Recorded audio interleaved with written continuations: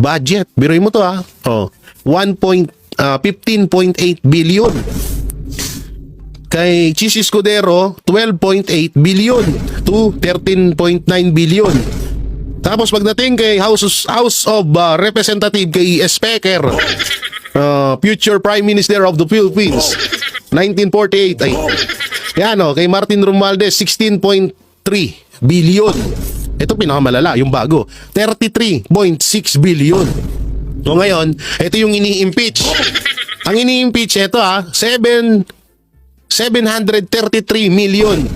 Kung ikukumpara nyo kay Marcos, kay Escudero, tsaka kay Tambaluslos, halos wala ho sa kalingkingan yung budget ng Office of the Vice President, di ba?